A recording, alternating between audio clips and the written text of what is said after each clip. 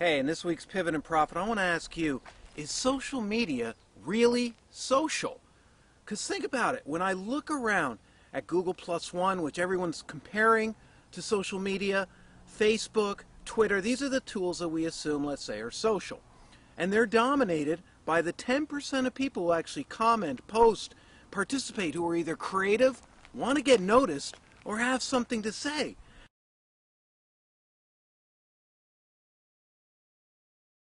And what's funny is everyone flocks around them and maybe adds a comment, a like, a plus one, for example.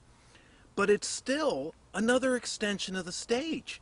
And it's interesting to see Google Plus One and you see the stream and to see people stuck in the framework and the paradigm of social media. And I'm asking you, is that really social? Because in one way, it's an extension of chat. It's an extension of just sort of migrating to all the stars. I mean, there was a great post on Quora, for example, this week, that people really will vote and upvote the stars, the celebrities, the tech stars, more than anyone else. And you run into this in social media with the stars where the people who are known just automatically get response, and it's very hard for those who are up and coming or trying to, survive to really get noticed and to get voted because they're not the stars on the stage. And remember, we were talking about social media as collaboration, getting together. But are we in the first stages, because this is still early, have we all just developed into a way to basically pool around those people who write well, who speak well, who are either very social in their behavior?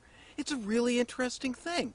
Because to me, social media has two aspects. One that's being done to death right now, and what we all assume is social media, and one that's starting to come up just a little bit, and which I think has real great promise to show what real social behavior is. Because social behavior is interaction, is behavior around specific events, things that show people connecting and being interactive. And is it really interactive to post a comment or a like to somebody's video or photo that they posted? I mean, nothing wrong with that. I like it. But is that really social? Or is that just something to follow another leader, famous person, somebody who has a lot of followers, quote-unquote celebrity? Because what we're really assuming is social media is what I call explicit. And explicit means that's which is stated. Like when you get a friend on Facebook, you have to approve them, and then you both see each other in the streams. That's an explicit relationship. When you actually state something, post a blog, post to Twitter, post to Facebook, that's a stated relationship. And it's interesting, in Google Plus One, somebody can invite me into the circle. I don't have to put them in my circles, and they don't know what circles they're in, which is interesting, but still, it's explicit. And that's how we measure everything, by stream walls, and by friend amounts, and by, plus ones. And this is all great. I'm not saying anything against that. I'm just asking you, is it really social? Because social is also implicit behavior. And there's a really cool company in mobile doing this called Color, which has got a lot of hot air about it, but really what they're talking about is when you post a photo, the objects of your creation, taking photos, taking videos, putting a little text message up from where you're at. These are the objects of our creation. And instead of having to tag them, put the keywords to them, having to do stuff around them, they're actually saying when I'm at a concert and I post it and somebody else is at a concert, implicitly we're both at the concert, that action, the photo in that location, which is the really cool part of mobile, connects us implicitly without me having to accept you as a friend, having to accept you as your photo, without this explicit stated behavior, because that's not how people make friends. You sort of meet, you have something in common, and being at the same place for Color is one of the very first places that they're testing this out. So let me ask this to you. Social media, if it was really social, it's about connecting, collaborating, putting this group effort together.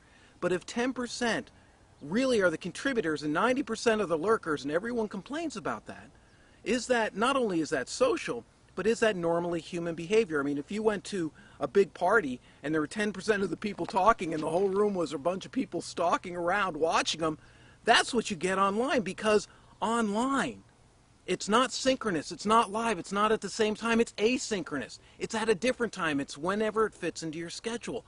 And that's what's really fascinating to me.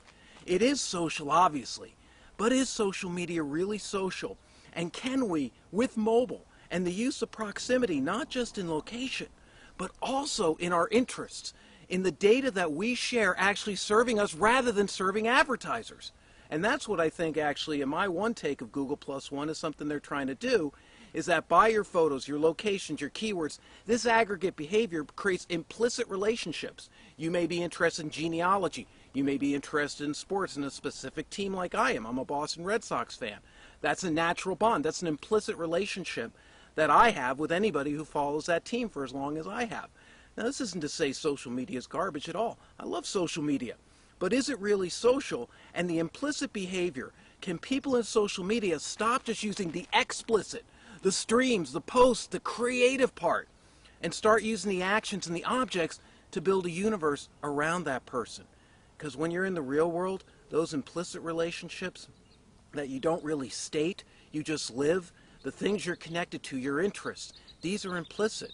So if you're a follower of a certain group, shouldn't there be suggestions to you based on that? I mean, we're doing this a little bit, but still, it's all based on you having to do the work and the data not serving you, serving the advertiser.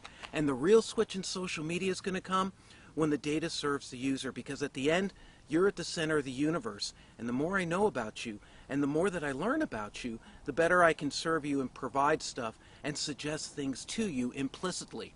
Proximity isn't just a physical location. It's what you're connected to. And I'm really interested in exploring social media as it evolves to more mobile, where we're going to learn more about people by what they do, not just the 10% who contribute and create, but what these people do generally in their lives and how that data can serve them and how it can really help them connect, collaborate, and really change worlds. This is Declan, and I'm done with this Pivot and Profit. Is social media really social?